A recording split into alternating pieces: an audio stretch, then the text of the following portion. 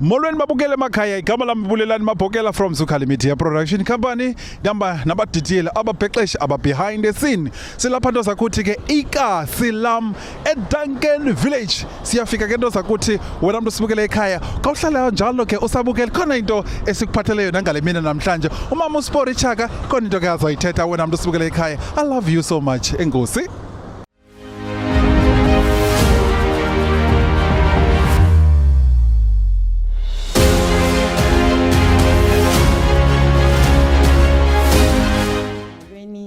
Igama lami linguSport Chaka.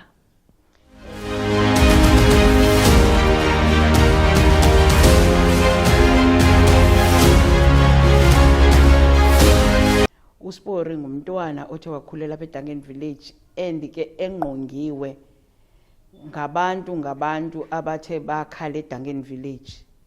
Wakhula engumntana efunda indlela yokuziphatha eDuncan Village nendlela eyokuthi njeba ukhula nje kwi-community igalelo lakho njengomntwana yintoni ekufanele ukuyenzile. Lonto ke ndiyithathe kakhulu ndayifunda kakhulu kwi-organization endandikuyo ye-Young Women Christian Association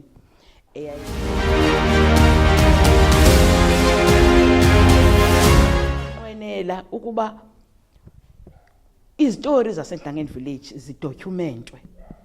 Ngoba when you look at the historical events ezenzekileyo around Duncan Village, when you look at in 1952, you look at forced removals ezenzekileyo ngo-1964 ezenza into abantu baseDuncan Village basuswe apha kule ndawo, ezenza into abantu baseDuncan Village babalanseke basuswe apha bayohlala eMdantsane, azidocumentwanga. Kodwa xa ujonga i-District 6 ujonga iSophia Town eGoli, ujonga eDurban indawo apho kwakukhona i-forced removals ze-60s zidocumentiwe kwaye banazo i-monuments apho kuchazwa khona imbali yale ndawo.